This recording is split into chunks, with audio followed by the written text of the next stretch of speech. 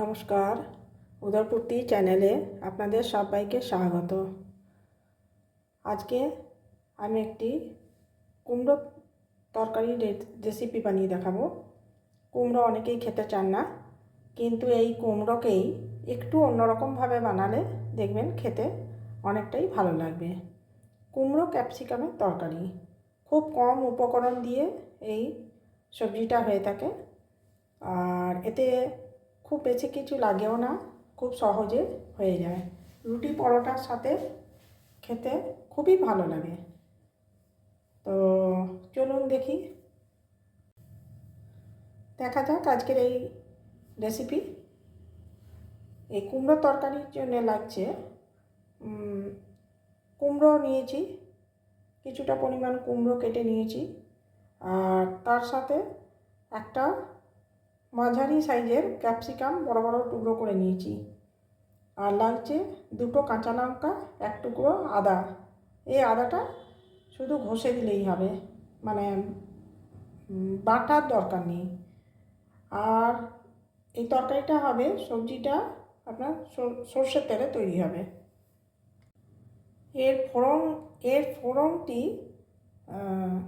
দেখুন আমি কি কি দিচ্ছি। ফোড়নে কয়েকটি মশলা লাগবে, যেমন এখানে আমি দিয়েছি এই চামচের হাফ চামচ কালো সর্ষে, আর এই চামচের হাফ চামচ লাগবে পাঁচ ফোড়ন, আর লাগছে একটি শুকনো লঙ্কা ভেঙে দেব দু টুকরো করে, আর একটি তেজপাতা। এবার আমি তাহলে রান্নাতে আসি। দেখুন গ্যাস জ্বালিয়ে নিলাম, কড়াই বসিয়েছি এবং বলেছি এটা সর্ষের তেলে রান্না হবে। সেক্ষেত্রে আমি এতে সর্ষের তেল দিলাম।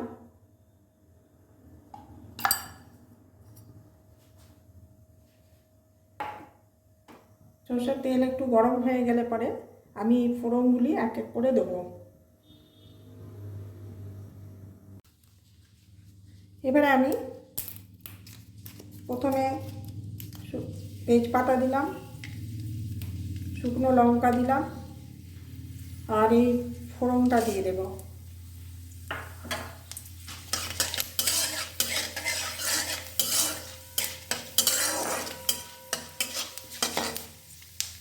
এই সবজিতে শেষে আরেকটি জিনিস পড়বে, যেটাতে এর গন্ধটা আরও ভালো হবে, আরও খেতেও সুস্বাদু হবে। এবং দেখবেন যারা খেতে পছন্দ করে না কুমড়ো, তাদেরও ভালো লাগবে। আচ্ছা, আমি এখানে এই চামচের একটুখানি হিং দিচ্ছি।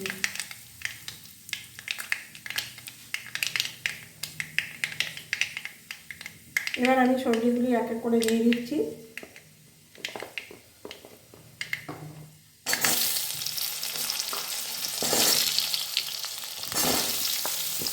দেখুন কুমড়ো দিয়ে দিলাম,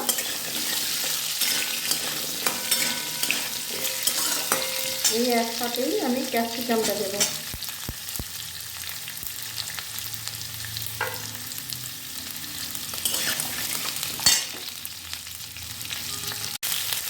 কাঁচা লঙ্কা দিয়ে দিচ্ছি,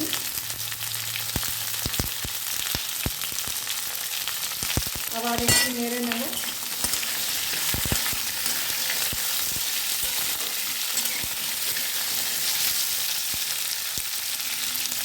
এবার নাড়াচাড়া একদম নাড়াচাড়া করব।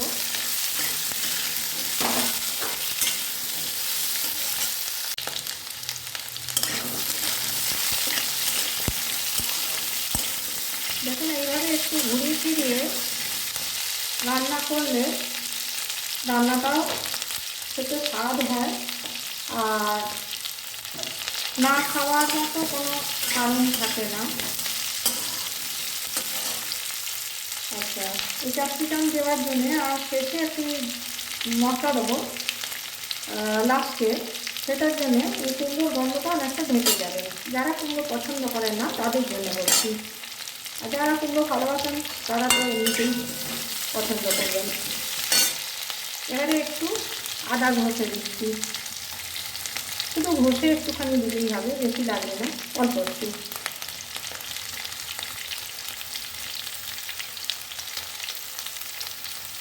দিয়ে দিলাম। এবার দেব হলুদ এক এক করে, পরিমাণ মতো হলুদ। নুন দেব পরিমাণ মতো, নুন পড়বে। আর যেহেতু কুমড়োর তরকারি সেখানে একটু মিষ্টি পড়বে, হাফ চামচ চিনি দেব। ব্যাস, দেখুন এই অল্প উপকরণেই এই তরকারিটা খুব সুস্বাদু হবে।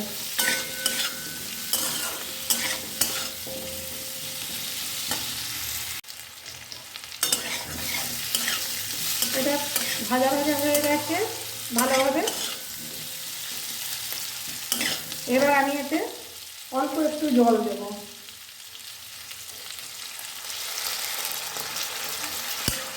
আর জল দিয়ে আমি ঢাকা দিয়ে দেবো, যতক্ষণ না সেদ্ধ হচ্ছে ততক্ষণ এটা ঢাকা দিয়ে রাখবো। দেখুন কুমড়ো সেদ্ধ হয়ে গেছে, জলও টেনে নিয়েছে, মনে হচ্ছে মানে যতটা জল দিয়েছিলাম জলটা গায়ে গায়ে হয়ে গেছে এবং কুমড়ো ভালোভাবে সেদ্ধ হয়ে গেছে। কুমড়োতে যে জল দিয়েছিলাম সেই জলটা গায়ে গায়ে টেনে গেছে, আর এদিকে কুমড়োও সেদ্ধ হয়ে গেছে। এবার আমি এই তরকারিটা নামানোর আগে যেটা দেব সেটা হলো কাসুরি মেথি। এই কাসুরি মেথিটা একটু নামানোর আগে ছড়িয়ে দেবো।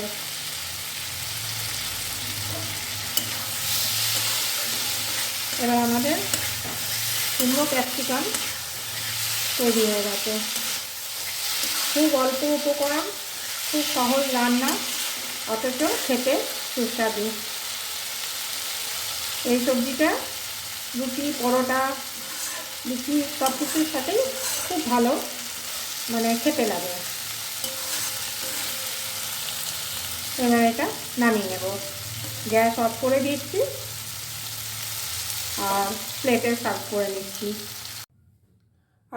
আজকের এই রেসিপি আপনাদের সকলেরই ভালো লাগবে, একবার বানিয়ে দেখবেন।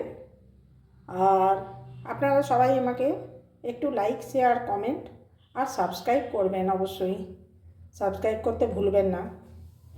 আপনারা সকলেই ভালো থাকবেন, সুস্থ থাকবেন।